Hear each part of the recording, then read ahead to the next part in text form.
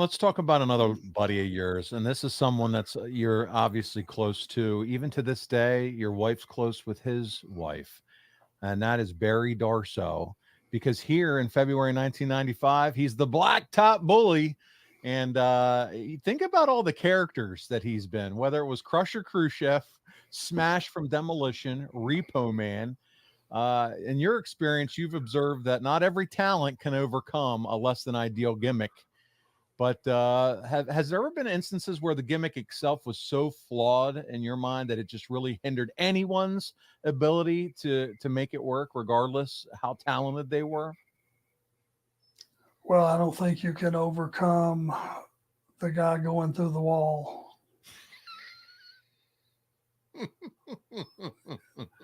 That's yeah. You're pretty much failed from the get go. You're done, Dunzo, Are we going to say his the name? Shockmaster. He's such a great guy, and he's a huge guy. I mean, he is a monster. Tall, big, strong, 600 probably pound bencher and all that stuff.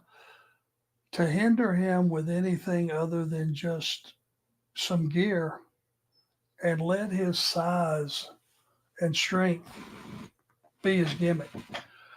He's just one of those guys that the office knew they needed to do something with him. It's like Barry Darso. I mean, here's a guy 300 pounds that could move, that could work, and I mean was a very good performer. But the more times you start switching his character, the audience got tuned into it and figured out, oh, that's used to be Demolition, or that used to be Blacktop Bully. And I think in the back of a wrestling fan's mind, if they can't figure out what to do with him, there must be something missing, when a lot of times they're not. They should have just left the character for what it was and do your best to, if he moved from one company to the other, have one switch of character, and that's the end of it. Yeah. I think you think of some like guys that were very talented wrestlers and had those gimmicks that were harnessed to them. And I know you've always said, buddy, I'm so glad I just got to be Arn Anderson my whole career. Yep.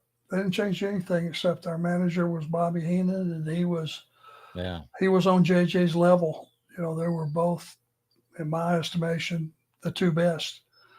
That's the only change we made. I mean, our gear was the same. We just didn't get to do promos. And if you go back and look at it, we didn't have ring music, which was okay, because we would normally come out to Rick's music anyway. We didn't have music with Crockett, so that wasn't a loss. But no doing this. That's right. That was out. That they jerked that second TV. So I'm just glad when you arrived and, there wasn't anything weird like, hey, Red Rooster, clown, right. Clown, be Doink's partner, and be whatever. I was very thankful for that too, because, it's too late. Once you put your notice in and you've left and you've went to the opposition, if they would have walked in and threw two halves to a horse and said, okay, guys, you're my horse.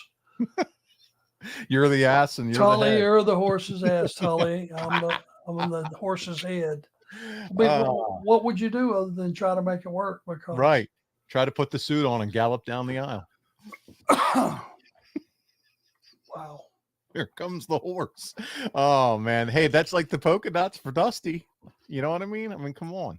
He was smart enough to make it work. He did. He didn't sell it. He didn't act like he was in any shape or form rattled by it.